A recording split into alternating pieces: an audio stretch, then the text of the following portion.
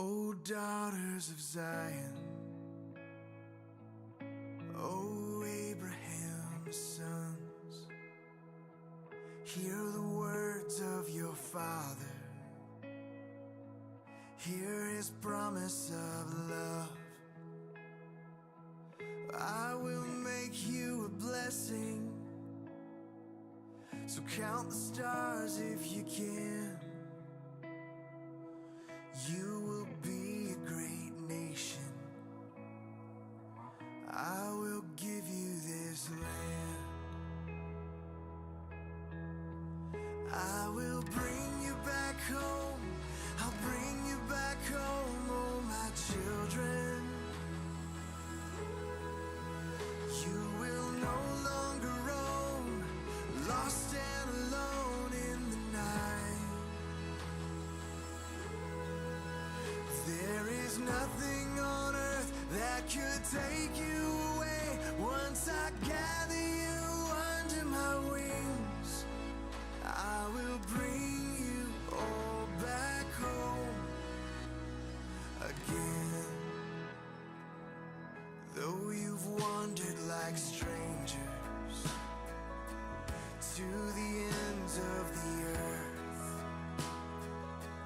I will send you a Savior.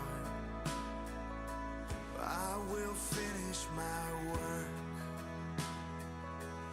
You have no other shepherd. You have no other Lord. Green pastures are waiting in Zion once more.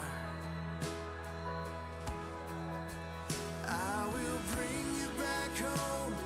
I'll bring you back home, oh my children. You will no longer roam, lost and alone in the night. There is nothing on earth that could take you away. Once I gather you under my wings, I will bring you all back home. So we pray for the peace, but look to the east, for the sunrise is sudden and fierce. Every prophet and priest and king in the city will look on the one they have pierced. We will mourn for the one we have pierced. But don't fear, oh my daughters, or sons of Abraham, for I will wash you with water, I will offer the Lamb. Though your sins were like scarlet, they'll be whiter than snow. I have always been with you. I will never let go. I will bring you back home. I'll bring you back home, oh my children. You will no longer roam, lost and alone.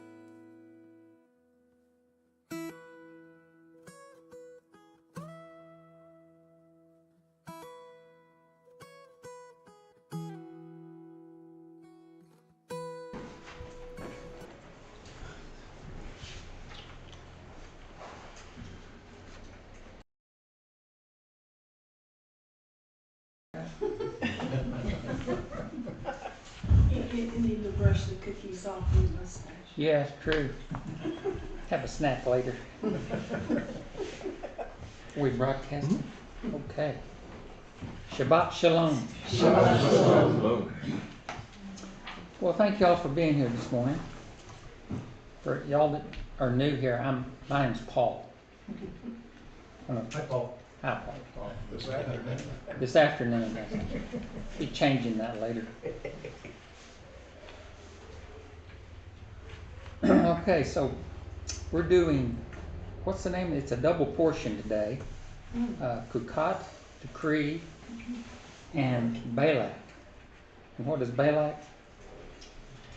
Balak. Balak? Balak. The destroyer. The destroyer? Yeah. Desecrator. Desecrator? Okay. So we're going to begin by saying the blessing before Torah study. And what's the purpose of saying the blessing? Blessing the one who gave the Torah. Blessing the one who gave us Torah, because we are sanctified by his commandments. And by studying the Torah, we are made holy. Right? So join me. Blessed are you, Lord our God, King of the universe, who has sanctified us in his commandments and commanded us to engross ourselves in the words of the Torah. And in Hebrew, Baruch atah Adonai Eloheinu melech haolam asher kedeshanu b'mitzvotav v'tzavanu le'asok le'divrei Torah. In Proverbs 15:8-10 it says, Yahweh detests the sacrifices of the wicked, but delights in the prayers of the upright. Yahweh detests the way of the wicked, but loves anyone who pursues righteousness. Discipline is severe for one who leaves the way, and whoever can't stand correction will die. Those sound like pretty harsh words. But what's the opposite of die? Live. Life. So those who delight in God's discipline will live, right? Okay. Y'all know what on Chukat, the Haftarah is Judges 11. Are y'all all familiar with Judges 11? Not by number. You're not? Not just It's y'all's favorite story. It's about Jephthah, the Gileadite. He was a mighty warrior, but was the son of a prostitute. Gilead was the father of Jephthah, and Gilead's wife also bore him sons. And when his wife's sons grew up, they drove Jephthah out and said to him, "You shall not have an inheritance with our father." Now, what was that first sentence? What did it say? Now, Jephthah, the Gileadite, was a mighty warrior, but his family ran him off. It says, after a time, the Ammonites made war against Israel. And when the Ammonites made war against Israel, the elders of Gilead went to bring Jephthah from the land of Tob. And they said to Jephthah, "Come and be our leader, that we might fight against the Ammonites." Okay, who are the Ammonites? Sons of Ammon. Sons of Ammon. Yep. The descendants of Esau. Esau. But Jephthah said to the elders of Gilead, "Did you not hate me and drive me out of my father's house? Why have you come now when you are in distress?" And the elders of Gilead said to Jephthah, "That is why we have turned to you now, that you may go with us and fight against the Ammonites and be the head over all our inhabitants." And then later on, in verse 29, it says, "Then the Spirit of the Lord was upon Jephthah, and he passed through Gilead and Manasseh, and passed on to Mizpah of Gilead. And from Mizpah of Gilead he passed on to the Ammonites. And Jephthah made a vow to the Lord and said, if you will give the Ammonites into my hand, that whatever comes out of the doors of my house to meet me when I return in peace from the Ammonites shall be the Lord's, and I will offer it up for a burnt offering." Wrong thing to say. Mm-hmm. Then Jephthah came to his house at Mizpah, and behold, his daughter came out to meet him with tambourines and with dances. So he had to give his daughter up as a burnt offering. And it says at the end of 2 months, she returned to her father, who did with her according to his vow that he had made. She had never known a man, and it came of a custom in Israel that the daughters of Israel went year by year to lament the daughter of Jephthah, the Gileadite, 4 days in the year. So, In a way, there was a death involved because she bore again no children, so his name cannot be passed on. right. Well, but You're not allowed to sacrifice your children. one of the points of the story is that you know Yeshua said, "Let your yes be yes and your no be no." That there's no reason to make a vow. You know, kind of like Yoda said, There is no try, yes, "There is no try, there's only do." or something like that. Something like that. Anyway, we have to remember that words mean things, and you're held accountable for what you say. And that's why we were talking. That's why I mentioned Lashon Hara. How did you say it? Lashon Hara. Yeah. Okay. Two separate words. Yeah. Oops, that went too fast. In Ecclesiastes it says, "Do not permit your mouth to make rash vows that you cannot keep, and thus cause yourself to sin. When the temple messenger comes to collect what you have vowed, do not try to excuse yourself from the debt on grounds that you made a vow in error."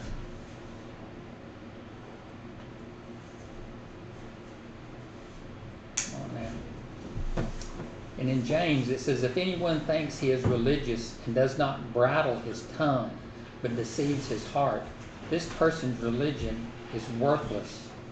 Religion that is pure and undefiled before God the Father is this: to visit orphans and widows in their affliction, and to keep oneself unstained from the world."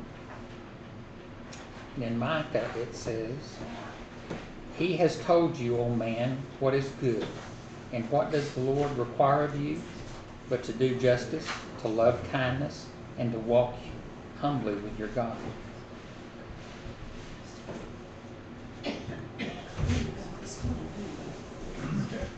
So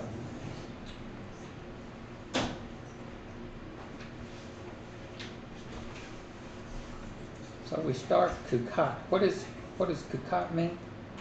To decree. Decree. So we're studying God's decrees, His commandments, His statutes. Ordinances. Statutes. The ones where you don't have to understand them, just do it. Just do it. That reminds me of a joke I need to tell really bad, but I'm going to throttle myself. Oh, man, now we're clicking. I know y'all talk to me later and I'll tell you the joke. Then you'll praise me for not doing it during the class. Okay, so we're going to read Numbers 19:1 through 20 verse 6. And I always spoke to Moses and to Aaron, saying, "This is the statute of law of Yahweh as commanded. Tell the people of Israel to bring you a red heifer without defect, in which there is no blemish, and on which a yoke has never come.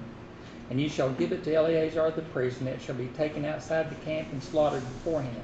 And Eleazar the priest shall take some of its blood with his finger, and sprinkle some of its blood toward the front of the tent of meeting 7 times. And the heifer shall be burned in his sight. Its skin, its flesh, and its blood, its dung shall be burned. And the priest shall take cedar wood and hyssop and scarlet yarn, and throw them into the fire, burning the heifer. Then the priest shall wash his clothes and bathe his body in water, and afterward he may come into the camp. But the priest shall be unclean until evening. The one who burns the heifer shall wash his clothes in water and bathe his body in water, and shall be unclean until evening. And a man who is clean shall gather up the ashes of the heifer and deposit them outside the camp in a clean place. And they shall be kept for the water for impurity for the congregation of the people of Israel. It is a sin offering. And the one who gathers the ashes of the heifer shall wash his clothes and be unclean until evening. And this shall be a perpetual statute for the people of Israel and for the stranger who sojourns among them. Whoever touches the dead body of any person shall be unclean 7 days. He shall cleanse himself with water on the 3rd day and on the 7th day, so be clean. But if he does not cleanse himself on the 3rd day and on the 7th day, he will not become clean. Whoever touches a dead person, the body of anyone who has died, does not cleanse himself, defiles the tabernacle of Yahweh, and that person shall be cut off from Israel, because the water for impurity was not thrown on him. He shall be unclean. His uncleanness is on him. This is the law when someone dies in a tent. Everyone who comes into the tent, everyone who is in the tent shall be unclean 7 days. And every open vessel that has no cover fastened on it is unclean. Whoever in the open field touches someone who was killed with a sword, or who died naturally, or touches a human bone or a grave, shall be unclean 7 days. For the unclean, they shall take some ashes of the burnt sin offering and fresh water, and shall be added to in a vessel. Then a clean person shall take hyssop and dip it into the water and sprinkle it on the tent and on all the furnishings and on the person who were there, and on whoever touched the bone or the slain or the dead or the grave. The clean person shall sprinkle it on the unclean, and on the 3rd day and on the 7th day. Thus on the 7th day he shall cleanse him, and he shall wash his clothes and bathe himself in water, and at evening he shall be clean. If a man who is unclean does not cleanse himself, that person shall be cut off from the midst of the assembly, since he has defiled the sanctuary of Yahweh. Because the water for impurity has not been thrown on him, he is unclean, and it shall be a statute forever for him. The one who sprinkles the water for impurity shall wash his clothes, and the one who touches the water for impurity shall be unclean until evening. And whatever the unclean person touches shall be unclean, and anyone who touches it shall be unclean until evening. And the people of Israel, the whole congregation, came into the wilderness of Zin in the 1st month, and the people stayed in Kadesh. And Miriam died there and was buried there. Now there was no water for the congregation. They assembled themselves together against Moses and against Aaron. And the people quarreled with Moses and said, "What would that we had perished when our brothers perished before Yahweh? Why have you brought the assembly of Yahweh into the wilderness, that we should die here, both we and our cattle? Why have you made us come up out of Egypt to bring us to this evil place? It is no place for grain or figs or vines or pomegranates, and there is no water to drink." Then Moses and Aaron went from the presence of the assembly to the entrance of the tent of meeting and fell on their faces, and the glory of Yahweh appeared to them. So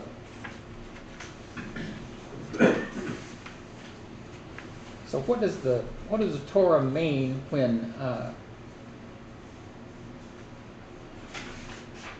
what does the word Torah mean? That's what I'm trying to say. Direction or instruction. Why is it translated commonly as law? It's what happened when put it in the Septuagint. It's what they used. Covers everything. Right. Well, in a way, the Torah is the law of the land. In other words, what was the constitution of Israel? The Torah. So it governed everything that they did. So in reality, it was the law. I mean, that is a valid translation. But the root meaning of it is instruction. Do y'all know what the it's Torah, but it comes from hara, which means to cast forth, like rain. So rain is cast forth, and when it hits the ground, it causes plants to grow and produce fruit. Blesses. Blesses them, right? So the Torah is the rain that falls on us that blesses us and allows us to produce fruit, right? If we are the good soil. Yeah, if we're good soil. I mean, some people you can cast the Torah onto them and all it does is drive them away. You ever know anybody like that? Where the Torah was cast on them and drove them away? I was looking at you, by the way. Right back down to grip. What is the Hebrew word for commandment? Mitzvah. From the word zav, meaning to instruct or to command. So according to tradition, how many commands occur in the written Torah? 613. 613. Some would say 614, They would? if you count the Shema. Oh, you count the Shema. But that's just that's the commandment that all the other commandments hang on. So, what's the Hebrew word for statute? Kok, right? Kok, meaning decree, inscribed without a reason. These decrees are to be obeyed from a sense of trust and loyalty, not because they make sense, right? You ever try to reason out what your father told you to do, and you said, why do I have to do that? Because that's so. No. I would always tell my kids when they said why, I would say, if for no other reason, because I told you to. I mean, don't ask for a justification, just get up and go. Because the Chukat of the red heifer is definitely easy to understand. It is, it's very easy. What does the word mishpatim mean? Judgments? Mishpatim. Mishpatim. Judgments. And it comes from the word shafat, which means to judge, right? What's an example of a judgment?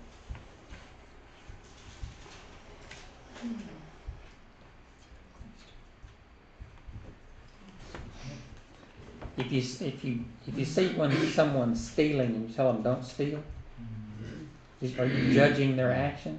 So a judgment is saying to someone, don't steal. That's one of God's judgments. So the So hope are between us and God, and the judgments are between us and others. and God also. That's true.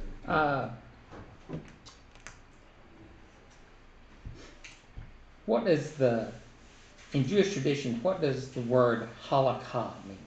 You know, halakha, The walk. the way we walk, right? And so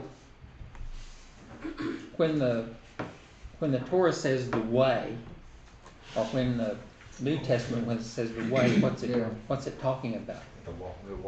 The walk. And so how does that The Nazarene. how does that fit in with the Torah? The Torah teaches us how to walk. Yeah, it's the instructions on how to walk, right? How we get along with God, and if we get along with God, how we get along with our fellow man. It's the description of how Messiah walked. That's right.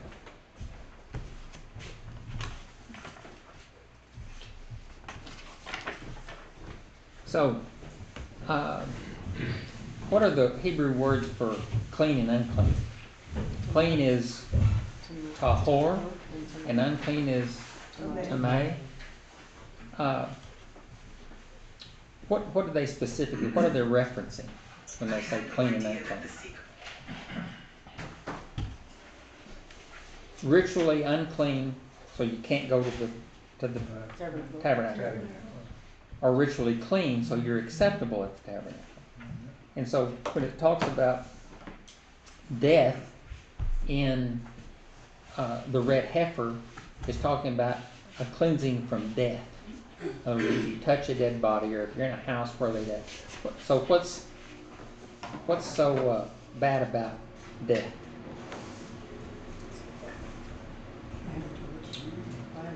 Well, there's a It's the absence of God. It's the absence of life. The absence of life. The Lord Yeshua, our Messiah, is the perfect fulfillment of the red cow sacrifice. He was completely without sin. I want to go to 2 Corinthians or John 8. He was sacrificed outside the camp. He made himself sin for us. His sprinkling makes us clean, and the water of separation that his sacrifice created is the means by which we are made clean from the impurity of sin, which brings death. Right?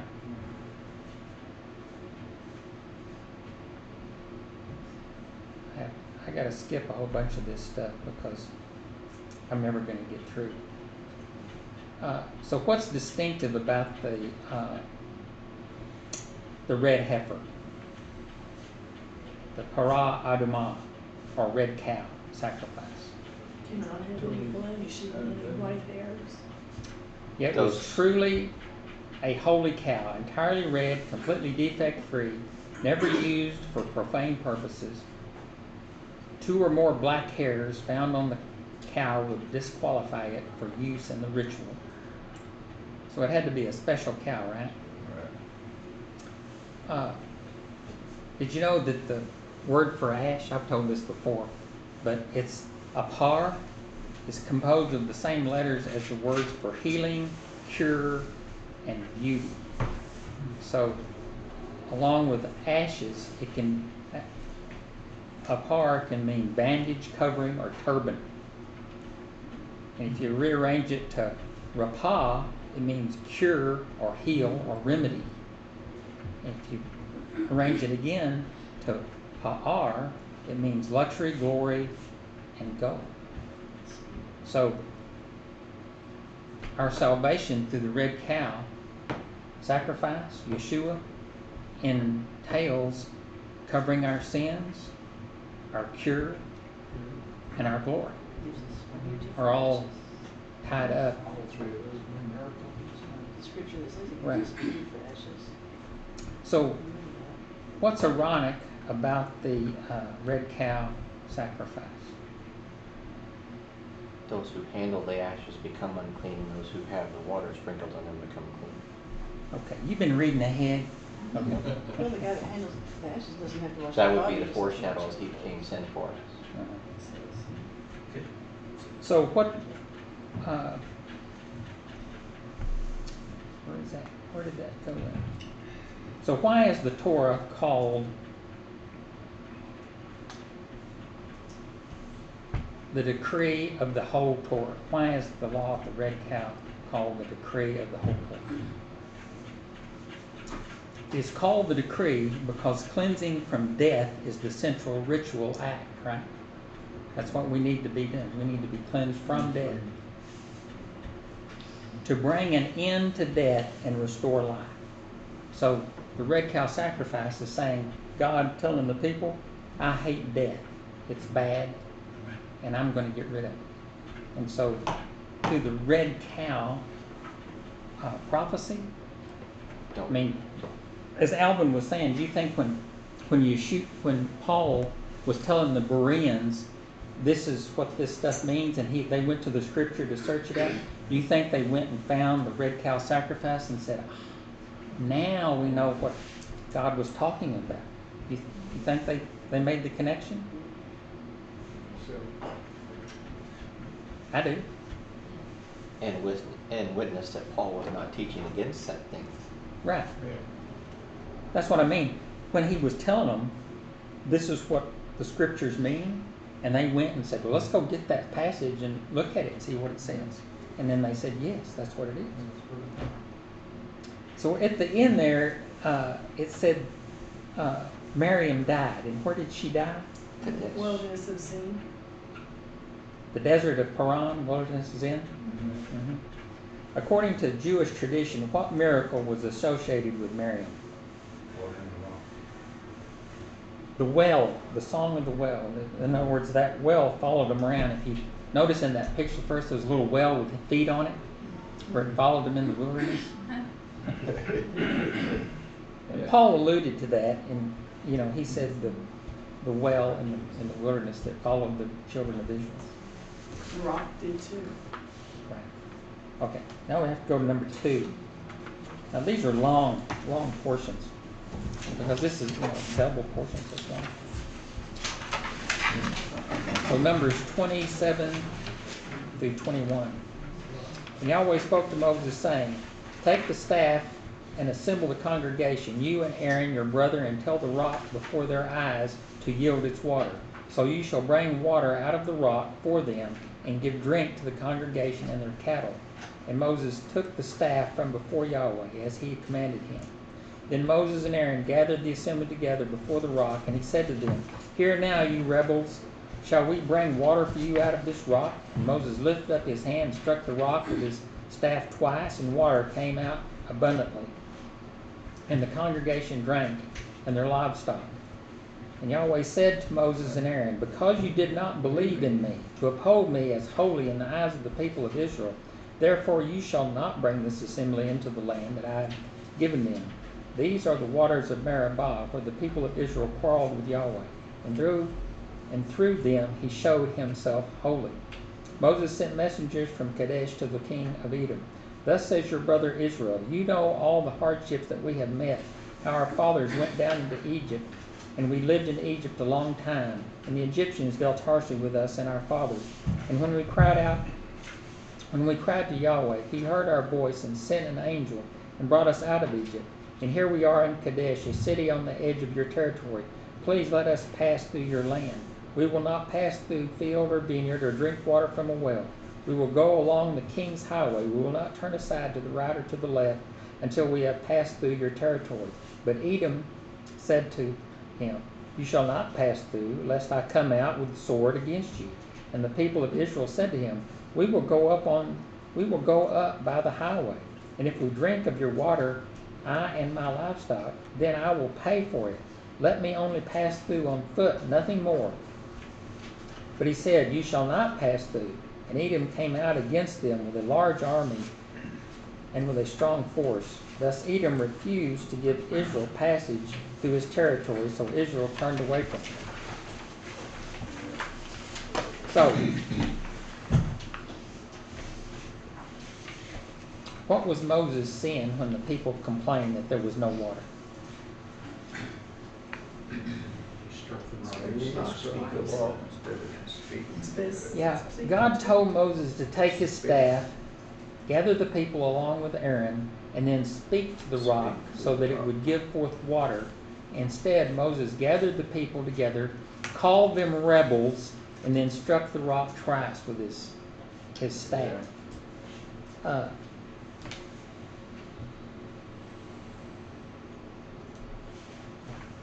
Why do you think Moses was mad at the people, besides them complaining about water? Everyone's accusing him of wanting to kill them all. Okay, what happened right before this? Miriam died. Yeah. Miriam died. Yeah. What happened when Aaron died? Did the regular mourning. They mourned him for 30 days and cried. But Miriam died and they buried her, and then they complained about not having any water. And then God tells him to go speak to the rock. And he said, these people are complaining again about no water. My sister died. Nobody's mourning. You rebels? Yeah. Do you see that? Yeah. Who was it? How old was Miriam when Moses was put into the Nile? Oh. Probably about 12 years old. Sometime in there. Right, 12 years old. I think it alludes to that. Not absolutely positive, but 12 years old, and she was kind of an integral part in his survival. Oh, yes. I mean, can I go get his mother and let her nurse him? And can I go get someone? So you can get paid to nurse your own child. That's right. So what was Moses' punishment for failing to follow God's instruction? You didn't get to go to the promised land. Yeah, he was prevented from entering the promised land. What punishment came to Moses for hitting the rock instead of speaking to it? Well, God spoke to him. Okay, he had to die in the desert with the rest of the people, right? And why was Moses punished so severely for this act of disobedience? He didn't reverence God's holiness before the people. Yeah. You know, it's, people that are in high position are held to a higher standard than other people. You know, when you're the leader,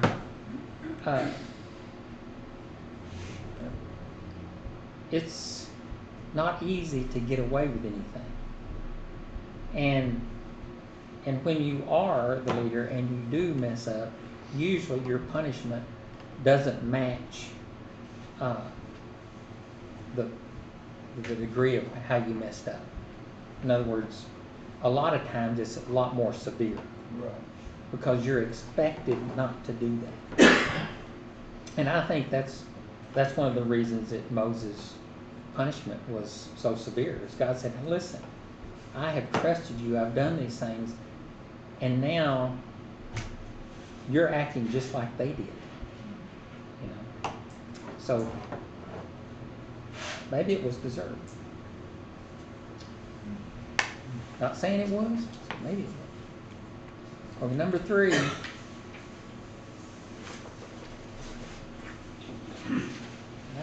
I not advance? Oh, I was taking away all that picture. I forgot I did that. That was just good. Numbers 20, 22 to 21. What if Moses was supposed to speak to the rock and say, behold, the water the Lord brings to you? And he said, cut that completely off and smacked it. That'd be pretty bad. Pretty bad, yeah. Okay, number 3. That's not too bad. And they journeyed from Kadesh, and the people of Israel, the whole congregation, came to Mount Hor.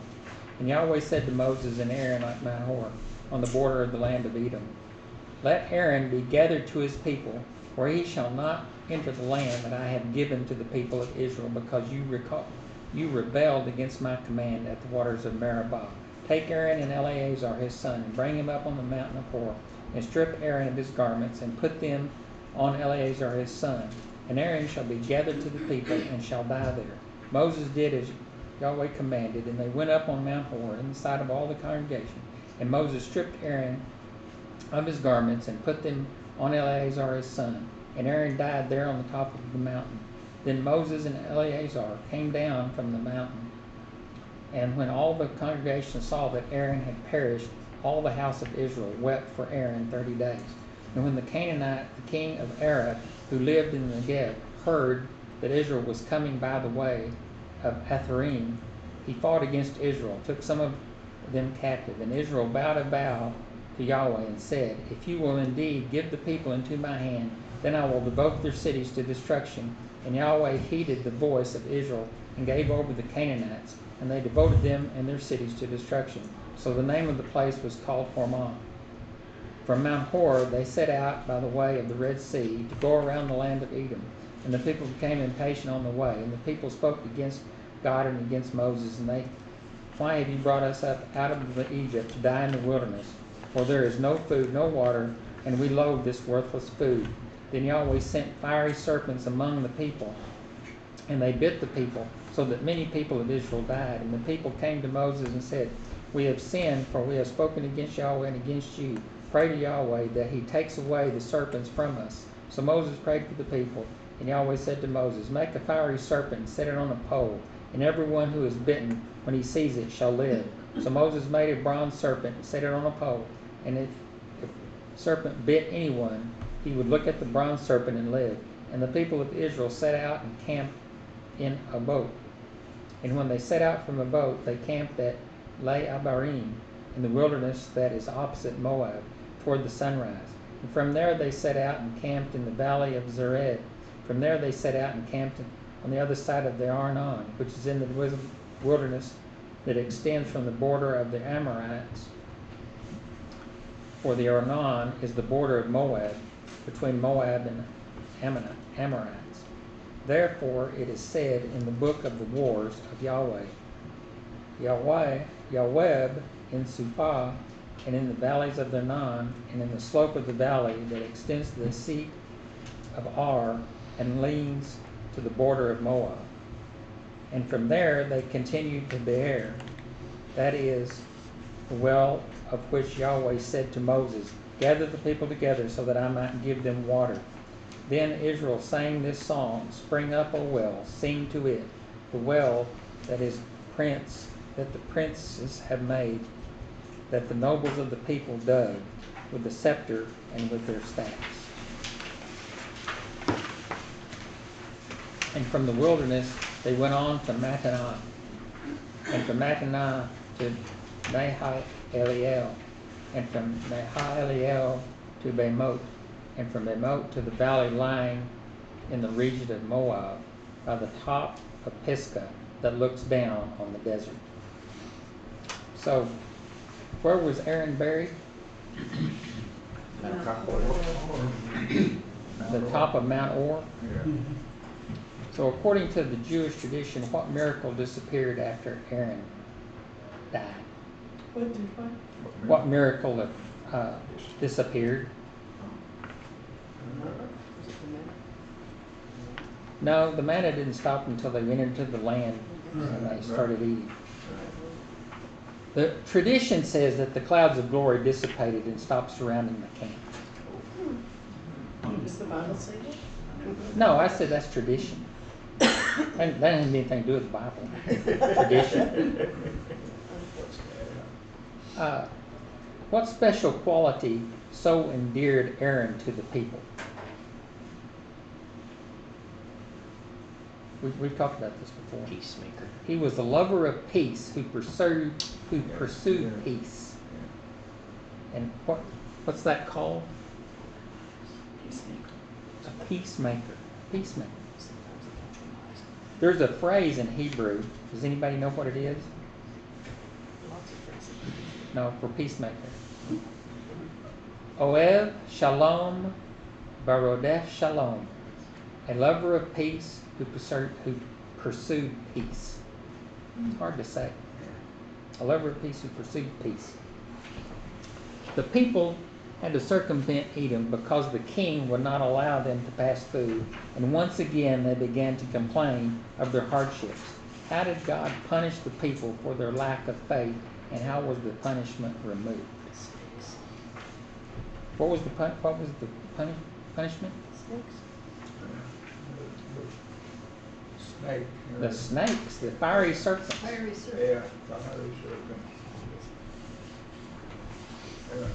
So, what was the cure for the fiery serpents? Bronze on a pole. A bronze snake on a pole. Yeah. Nehushtan, right? Is that what they eventually turned it into Nehushtan? During, what's the guy's name? Gideon. Gideon got the deal, and his descendants made it into a shrine and started worshiping it. And who was it that destroyed it? Hezekiah. Hezekiah destroyed it. That was a lot of reading for just a few questions, wasn't it? I tell you what. Number 4.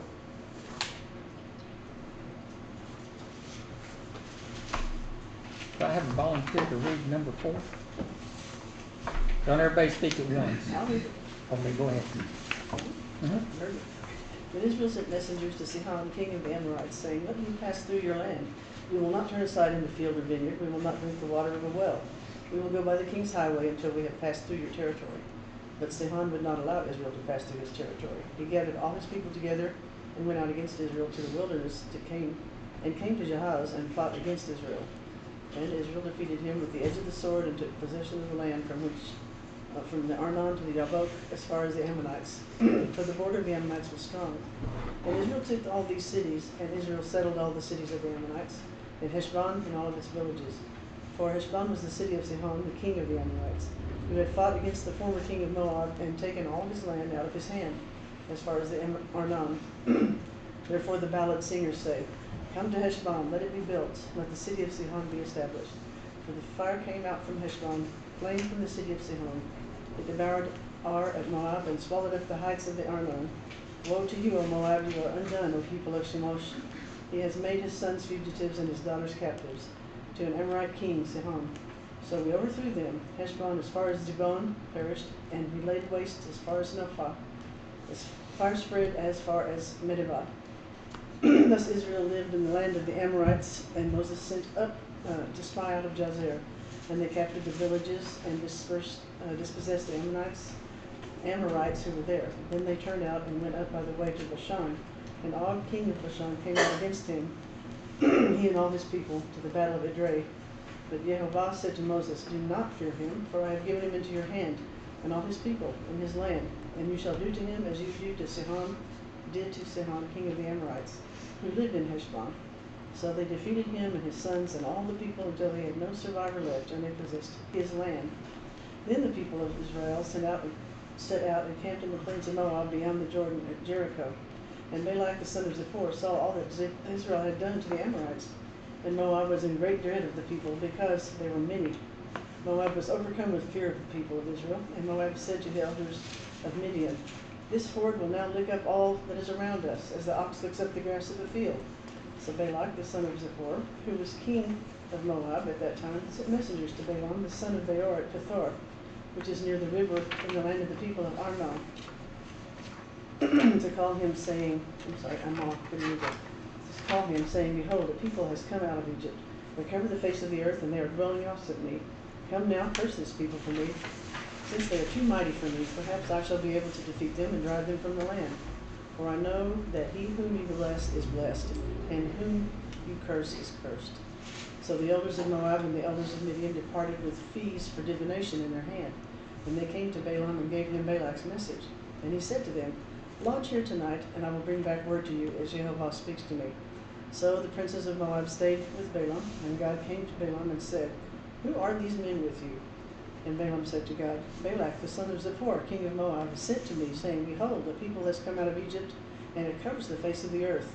Now come, curse them for me. Perhaps I shall be able to fight against them and drive them out. God said to Balaam, You shall not go with them. You shall not curse the people, for they are blessed. So when Moses sent messengers to the king of Edom, how did he describe the relationship between Israel and Edom?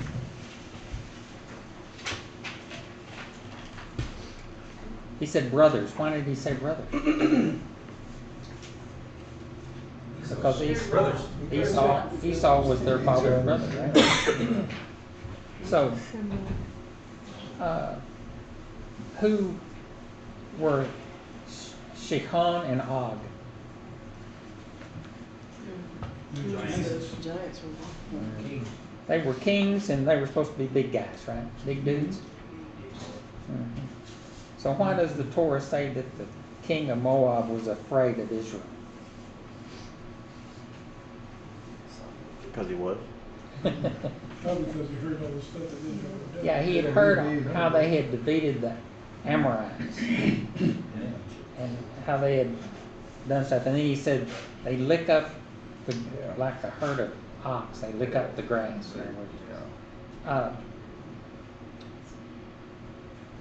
When I referred to Jephthah in Judges, how is that tied into this Torah portion?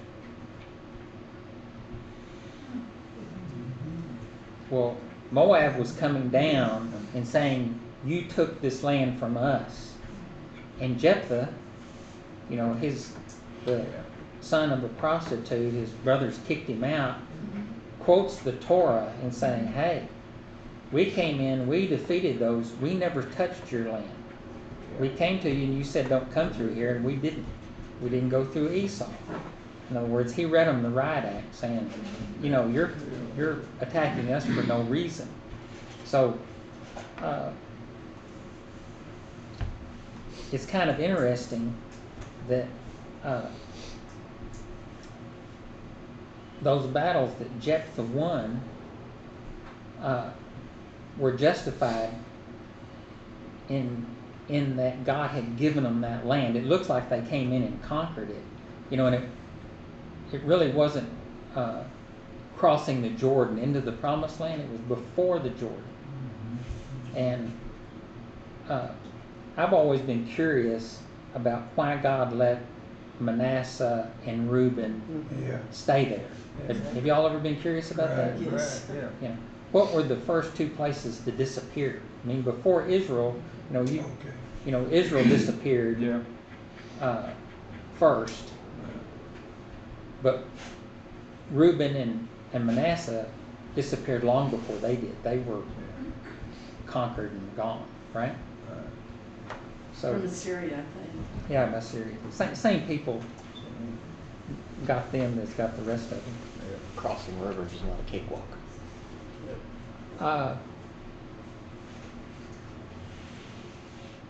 What's curious about Moab and Midian getting together, Balak and all that kind of stuff? I mean, what's curious about it? Moab and Midian were ancient enemies. They were cousins in a way. They were cousins in a way. I mean, Moab was Lot, and Midian was Jethro, right? Okay. So they weren't real close relatives, but they were relatives. But they had been enemies. So they called Balak and they formed an alliance. And the king of Moab was Balak, right? He was a Midianite. There's a Midianite that's the king. I mean, they've got a king over them, and they're united, and they're standing against Israel. Yeah. It's my friend. Is that going on today? Oh, it is. In spades? Yeah, Okay. Fighting over the blessing. What did Balak? Why did he call for Balaam? Pronounce a curse against us. He blessed, he blessed it, and Right. He believed that his special powers would protect Moab from the Israelites, right? Right. So, where did Balaam live? Hathor, originally thought to be near the Euphrates River in Iran, though later archaeology locates it near the Jordan River. Okay, you know how I showed this before in the past, but they found a wall in a town close to Jericho that had fallen down flat, Yeah. and when they recovered it, it had a plaque on it, painted red, about Balaam, and it almost quotes his description verbatim out of the scripture. I mean, it was ancient before Israel had taken over the promised land. Yeah. So historically, they proved that he existed and that he is who they say he is. So what does say what exactly about what they quoted exactly? Yeah, it says that he was, I don't remember exactly, but it says he was a prophet and spoke to God, and who he cursed was cursed, and Oh, I see. all that kind of stuff.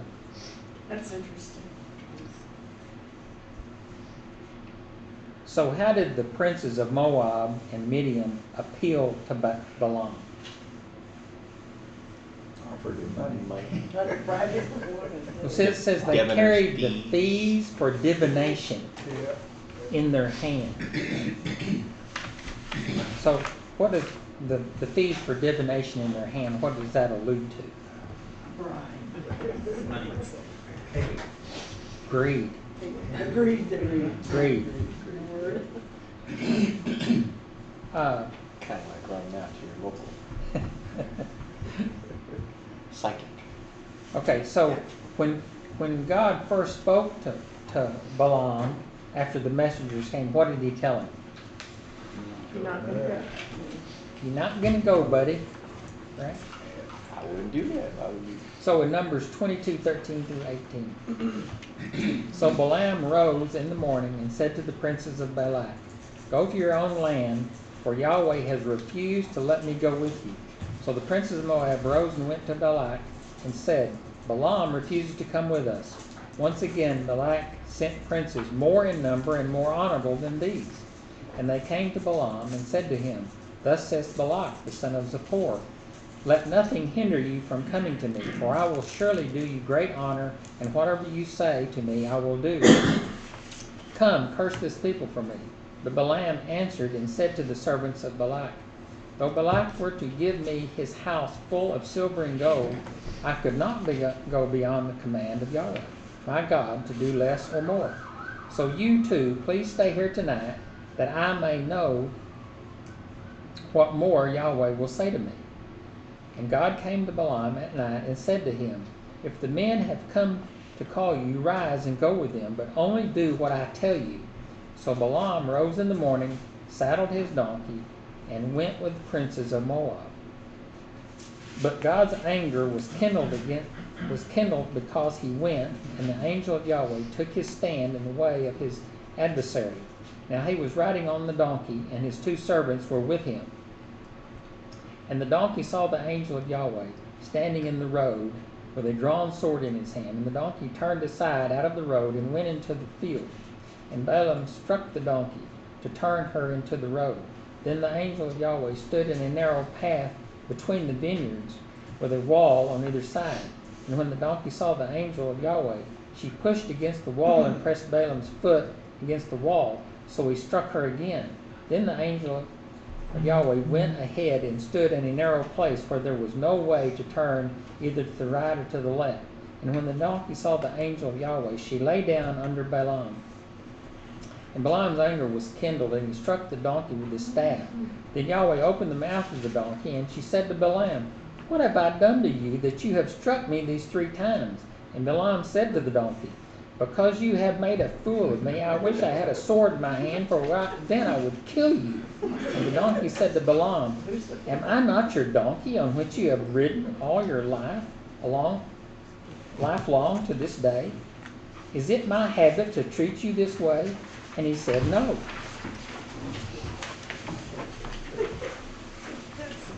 Then Yahweh opened the eyes of Balaam, and he saw the angel of Yahweh standing in the way with his drawn sword in his hand.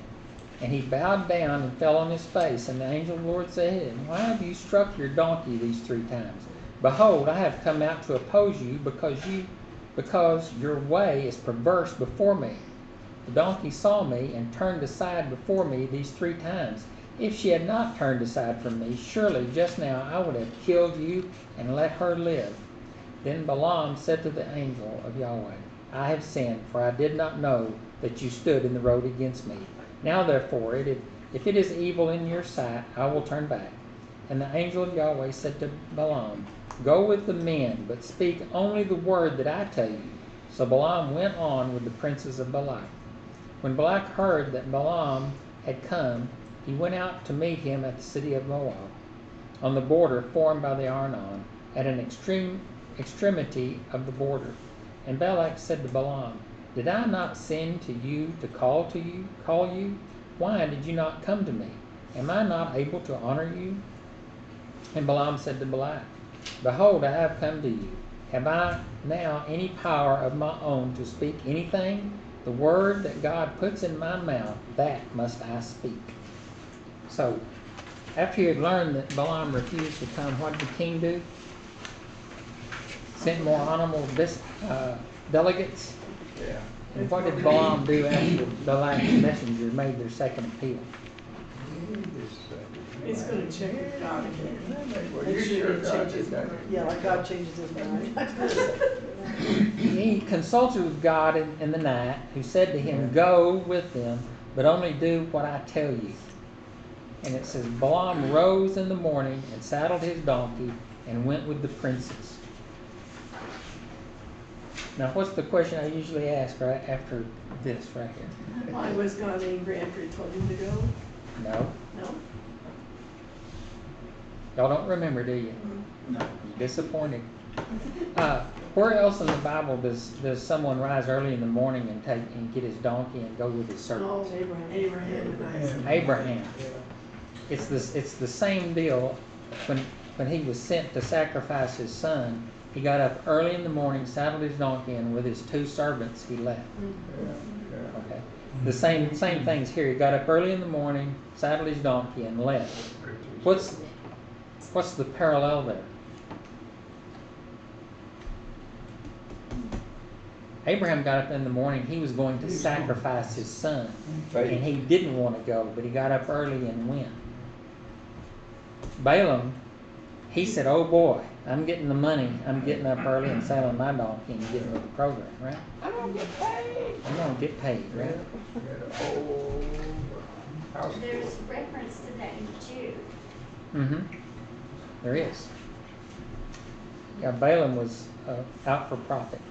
It reminds me of Elisha or Elijah's servant that Yeah. wanted the, went after him, got the clothing and stuff. Gehazi. No, yeah, Gehazi. So, what was God's response after Balaam left for Moab? Not a happy king. His anger was kindled against him, right? Yeah. And what did Balaam's donkey do? He Tried saw the angel, and Tried to avoid it. Tried to turn and then laid down. how many times? 3 times. 3 times. 3 times. And so, what was the miracle that occurred? The donkey. Yeah. And I'll- isn't it funny that he didn't catch on? Well, what's funny is which one was the donkey? He says, "You made a fool of me." Yeah. You are talking to the doctor. Yeah, you're the one talking to the donkey. That's what. Who's the fool here? The speech from the smack. But what's interesting is, what did the donkey say back?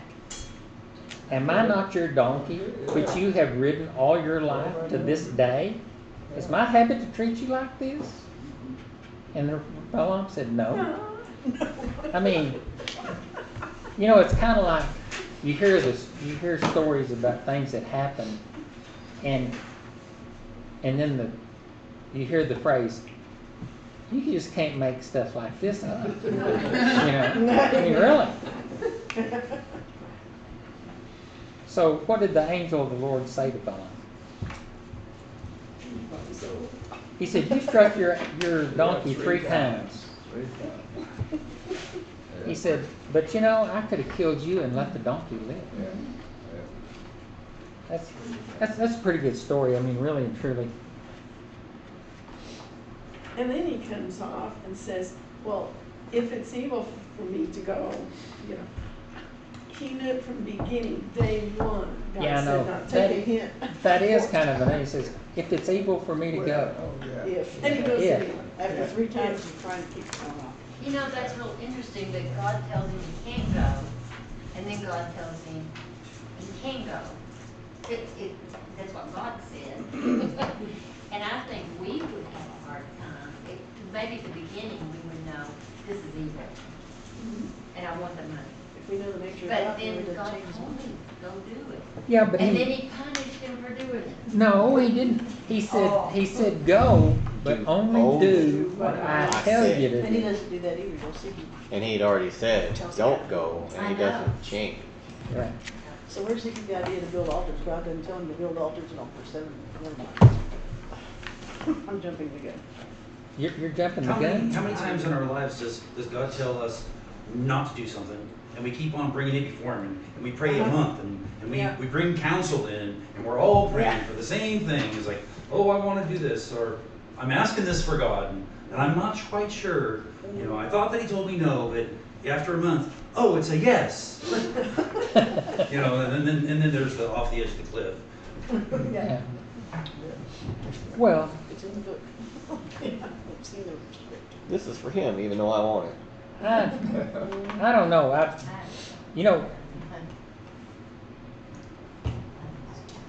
I guess I could say this. As a kid growing up, I wasn't very good at listening to the folks. You know what I mean? No. Those in authority. I have no Those in idea what that authority. means. I mean, No, no, than that. You fought the But- law and the law won. fought the law and the law won.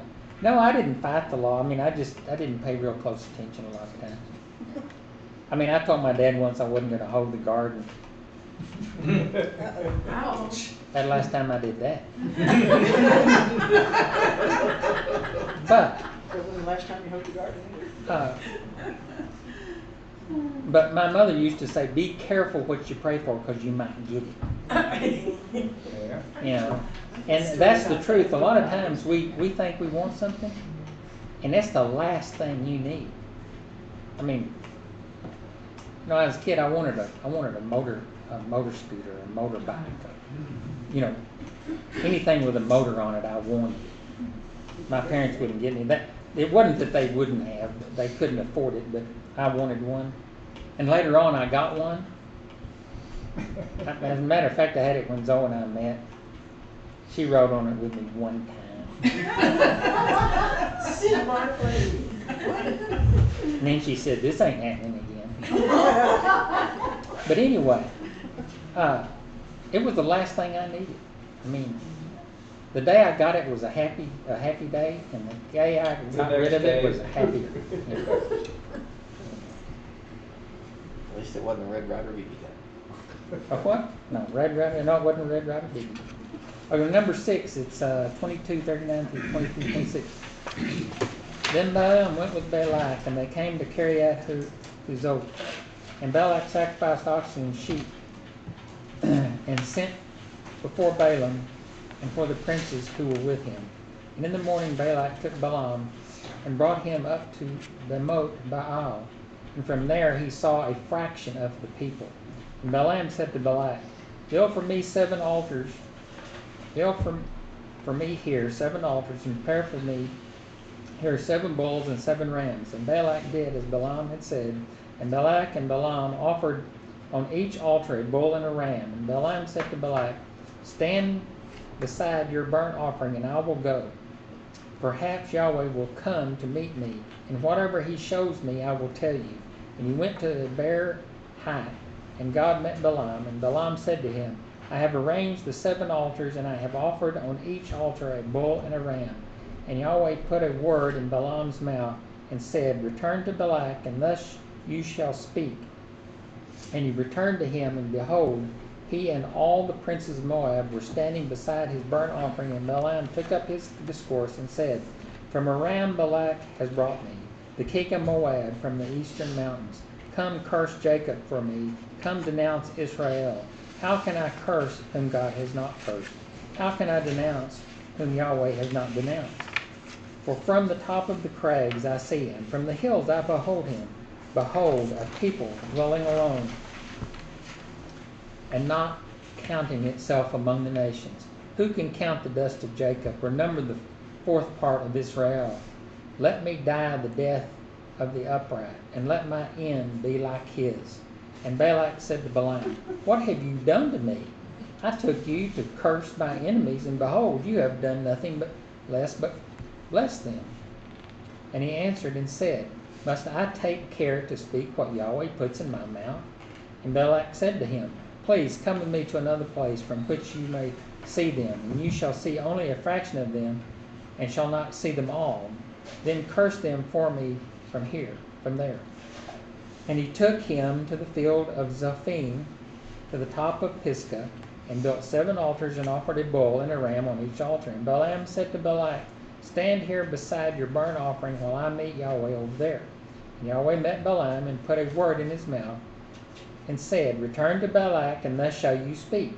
And he came to him, and behold, he was standing beside his burnt offering, and the princes of Moab with him. And Balak said to him, "What has Yahweh spoken?" And Balaam took up his discourse and said, "Rise, Balak, and hear. Give ear to me, O son of Zippor.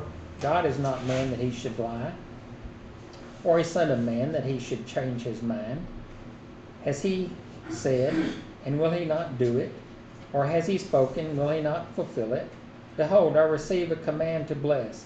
He has blessed, and I cannot revoke it. He has not beheld misfortune in Jacob. Nor has he seen trouble in Israel. Yahweh their God is with them, and the shout of the king is among them. God brings them out of Egypt, and is for them like the horns of the wild ox. For there is no enchantment against Jacob, no divination against Israel. Now it shall be said of Jacob and Israel, what has God wrought? Behold, a people as a lioness rises up, and as a lion it lifts itself. It does not lie down until it has devoured its prey. And drunk the blood of the slain. And Balak said to Balaam, do not curse them at all, and do not bless them at all. But Balaam answered Balak, Did I not tell you all that Yahweh says that I must do? Okay, so continuing back the route through the Transjordan, blah blah blah. After Balak first met Balaam, what did he do? He offered sacrifices of oxen and sheep, right? Yeah. Was he offering it to Yahweh, or was he offering it to unknown gods? Or does it say? Does it say? So I would suppose he was offering it to his own gods. To his own gods, because he built the altar. Right. So how many times did Balaam instruct Balak to build altars and offer sacrifices? 3 times? Okay. 7 altars. Right. 21. So after Balaam offered the sacrifice on behalf of Balak the first time, what happened? God met him in a high place, gave him an oracle, and Israel could not be cursed. So why is it important that he gave him an oracle and said that Israel cannot be cursed? That was what the request of Balak, his intent was right straight from the beginning. Right. In other words, he answered the question first off. He said, I blessed them and they can't be cursed. But then what did Balak say to Balaam when he came back? Let's try to get He over said, here. why did you bless them? I asked you to curse them. But in his deal, it says, God says they cannot be cursed. And then he says, what did he say after that? Come over here. Let's look at the other one. Let's try a different angle. Let's try a different angle. That's right. Maybe your God isn't as strong over in this place. Maybe you weren't holding So back. he's going to what, more holier ground, he thinks? You think that? Still in my place. Okay. This is not too bad.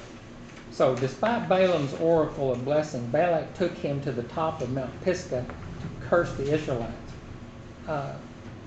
What message did he receive? So this is the good one.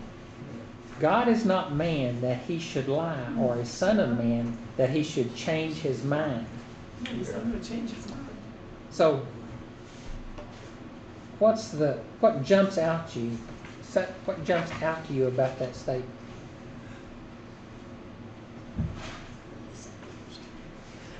Now, I wanted to say, what's salient? Y'all remember what salient means?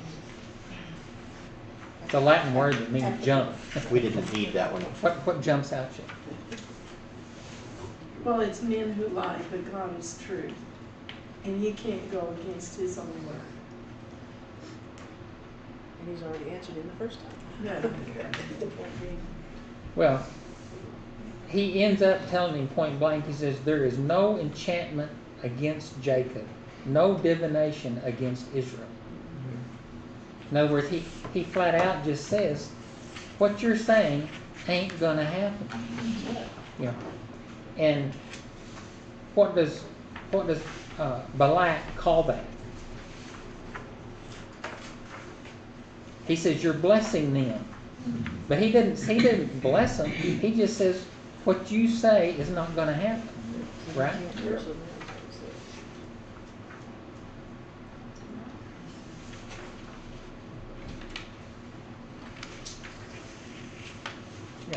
We got to get on for the number 7.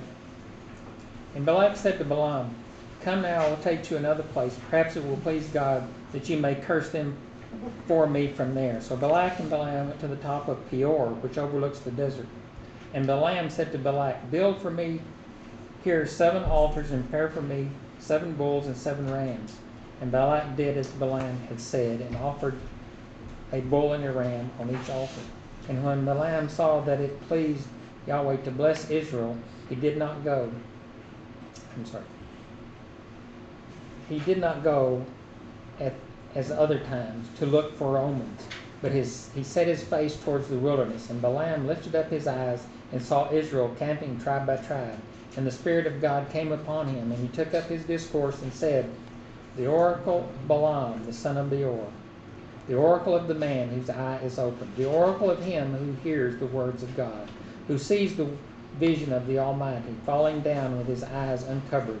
How lovely are your tents, O Jacob, your encampments, O Israel, like palm groves that stretch afar, like gardens beside a river, like aloes that Yahweh has planted. The cedar trees beside the waters, waters shall flow from his buckets, and his seed shall be in many waters. His king shall be higher than Agag, and his kingdom shall be exalted. God brings him out of Egypt, and is for him like the horns of the wild ox. He shall eat up the nations, his adversaries. Where am I going? There we go.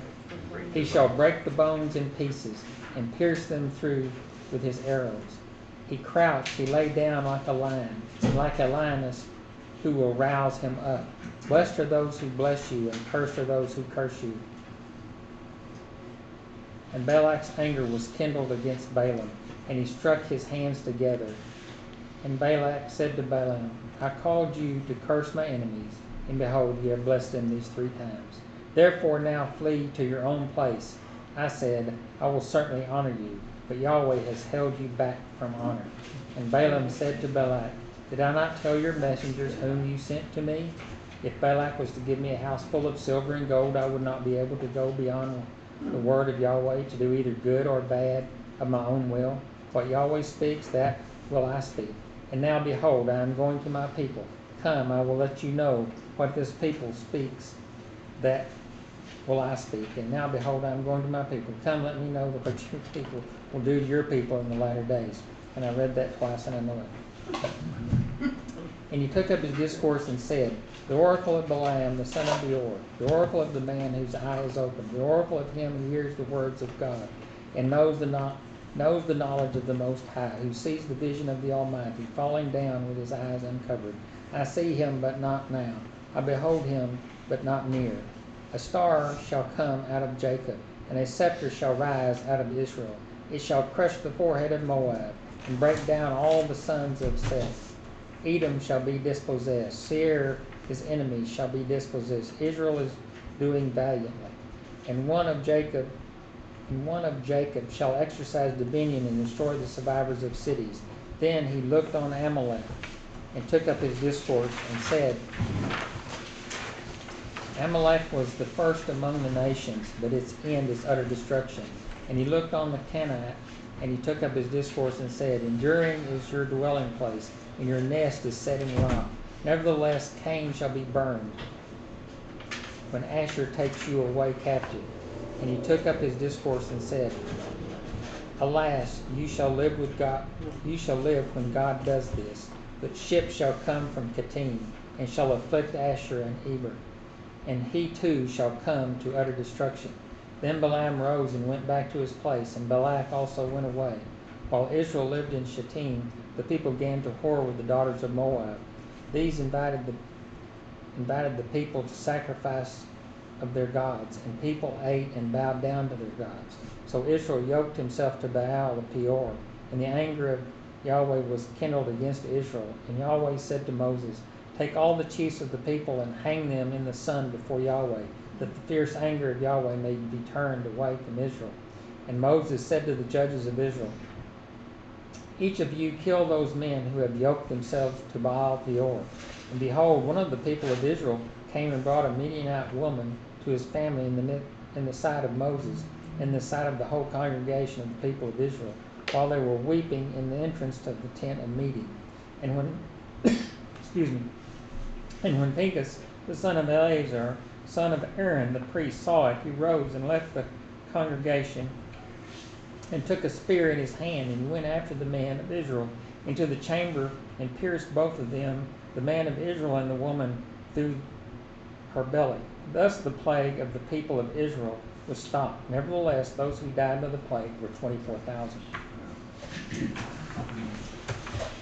So what was the location of Balak's? Oops, I'm going to get.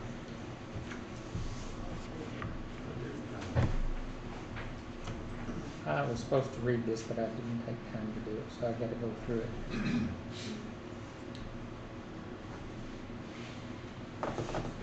Goodness sake.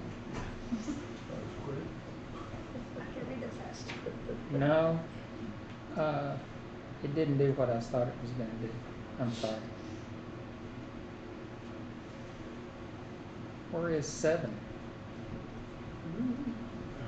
Did I Right read after it? 6. Thanks, Bob. Just a skosh before 8. Okay. All right. Is that prophetic? I'm going to take names and send y'all to the principal's office. The principal's already here.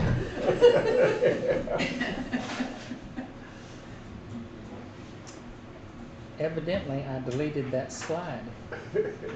Row raggy. You can add it. Well, it's okay. We're out of time anyway.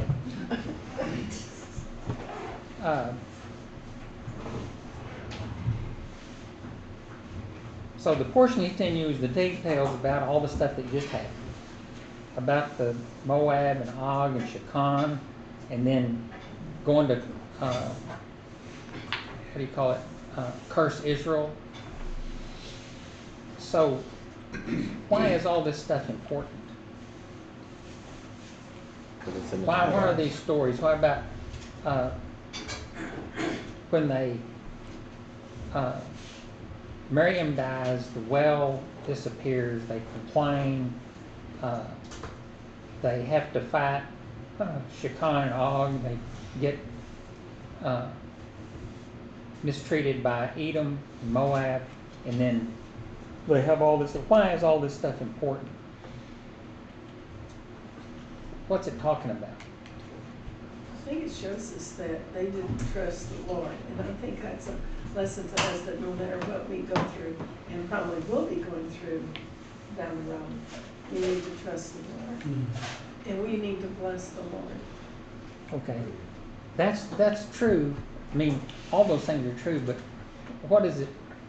What does it say about God? What's God doing all the time when they go through this? He's working with Moses and the people, and no matter what they do or how they do it, he works his way through it to get the right result, right? I mean, all the way through, just like us, you know, surely everyone in here has prayed, why is this happening to me? Right? You know, and what does God say in those situations? Okay. I'll never leave you or forsake you. I'll never leave you or forsake you, but you live kind of through the consequences of your actions. Yeah. And a lot of times, the things that happen to you are because of your family. In other words, you know, God says you'll only die for your sin, not for your father's sin or your mother's sin. Okay? But there might be consequences to you because of their sin. In other words, your grandfather has land that you inherited, but you didn't work hard and do good when you were a kid and you lost the family farm. Okay? Okay. It wasn't anything to do with your father, but it was to do with you. You didn't learn the lessons that he taught you growing up. You know? And so consequently you weren't able to do what he did and maintain what he did. So, you know, it's that what my father used to say.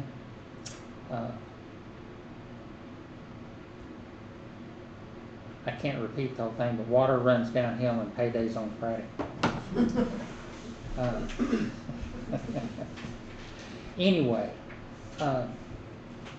all the lessons that are here are either prophetic or instructive. In other words, the prophetic part is the red cow and how that is a picture of Yeshua sacrificed outside the camp. Everybody that dealt with it became unclean, but the sprinkling of the water from the ashes made you clean and separated you from death. Now, the rest of it is how God protected Israel from outside influences. But at the end, what happened? They have the sin of Peor. That they were trapped by the women of Peor. What did the women of Peor do? Entice them to They worship their gods. enticed them to worship their God.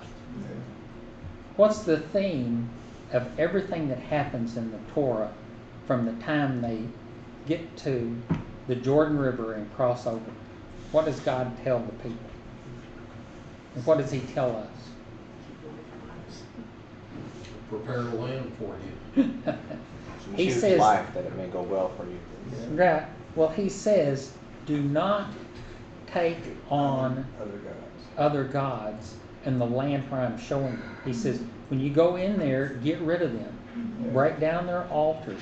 Don't worship their gods. Grind it to dust. Don't do that. Okay, that's the same thing that he teaches us in these lessons. He says, when you go into the land that I'm giving you, remember these lessons so that when you get there, you will preserve me in your life. If you look at the Jewish people, everywhere they've been, they have preserved their heritage. They have protected the Torah. They have been a light to the nations. I mean, the prime example, and to me, is the Black Plague. What's it called? What's the name of it? The bubonic plague. Yeah, the bubonic plague. They wash their hands. Well, it was basically caused by rats coming in on ships, and the fleas gave it to the people. But none of the Jewish people got it because they kept their cities, their areas clean. They didn't have unclean animals in there.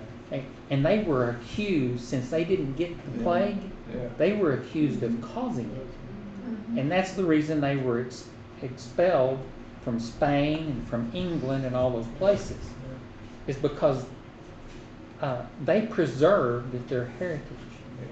That's what we're called to do, is as Christians, as believers in the God of Abraham, Isaac, and Jacob. We're to keep His laws and to be a light within our community and to draw people to us, not drive them away. But what is people's reactions? It depends. If you're keeping God's commandments and trying to be a light, what does it do to a lot of people? Makes them uncomfortable. It makes them uncomfortable and drives them away. And it makes them accuse you of being something that you're not. It's the same thing that's happened to the Jewish people throughout history, is being accused of being something that they're not. And so the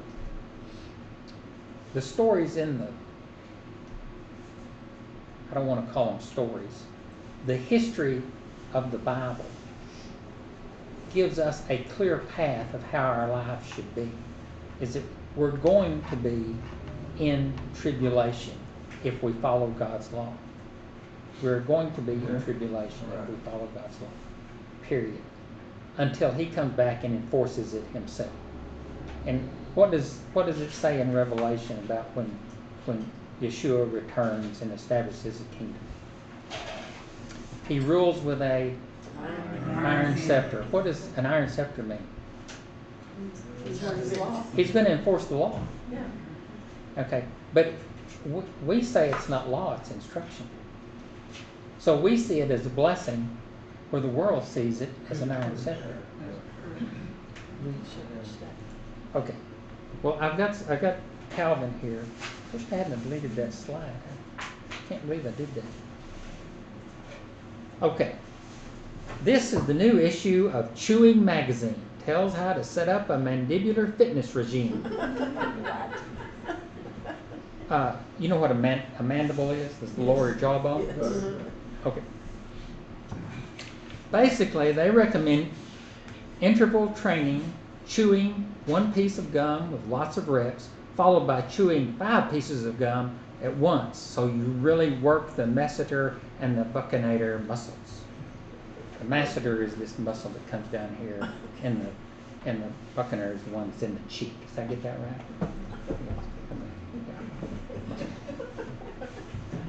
That's your word for the week. Yes, those are words. It's a grueling workout, but you build strength and endurance so you can come through in a clincher. I'm sure the glory makes it all worthwhile. Plus, you develop that chewer's jaw that drives the girls wild. The chewer's jaw. I like that. What's that a play on? Weightlifters. Yeah. Weightlifters. Yeah, weightlifters, Yeah. I thought that was pretty good. I'm going to work on my chewer's jaw. I got a big picture on this one. I have to get rid of that. Oh, yeah. You like that? There. Okay, next week it's Parasha Balak. Pink. pink. Oh, that says Balak. I got the wrong one on I there. believe you did. We end with Pincus and we start with Pincus. Pincus. End with Pincus and start with Pincus? And we make sure we get the right slide next week. Okay, join me in the blessing. Blessed are you, Lord our God, King of the universe, who gave to us the Torah of truth, Yeshua our Messiah, and life everlasting, set in our midst. Blessed are you, Lord, giver of the Torah. And in Hebrew. Baruch atah Adonai Eloheinu melech haolam, asher natan lanu Torah emet, Yeshua Meshikenu, Bekayi olam, netah betukenu, Baruch atah Adonai noten ha-Torah. Great peace have those who love your law. Nothing can make them stumble, because the way of the wicked is like darkness, deep darkness. They do not know what makes them stumble. And then I got a new deal up here. Let's go to it. Shabbat Shalom. I like that. Okay. It's cool. See, I told you 2:30.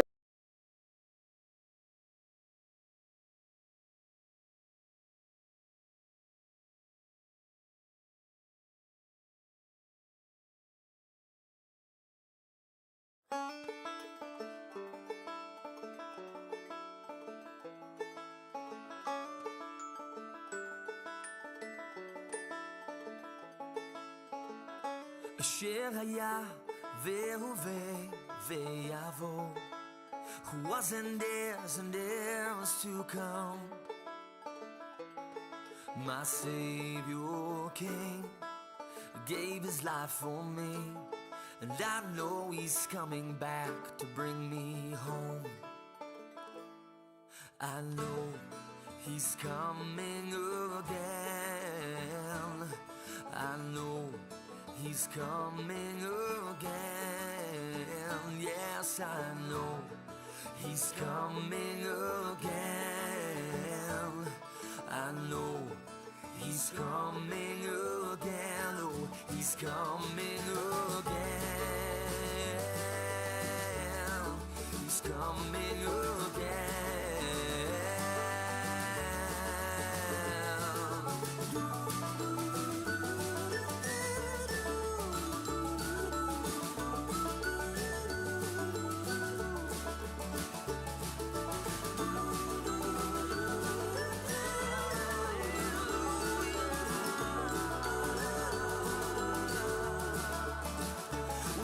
Singing till he comes again, then we'll sing some more.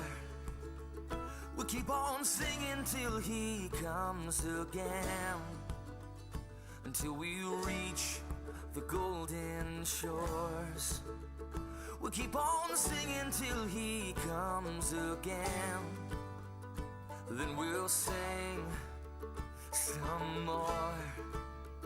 We'll keep on singing till he comes again. Then we'll sing forevermore. Yes, we know he's coming again. Yes, we know he's coming again. We know he's coming again. Yes, we know he's coming again. Oh, he's coming again. He's coming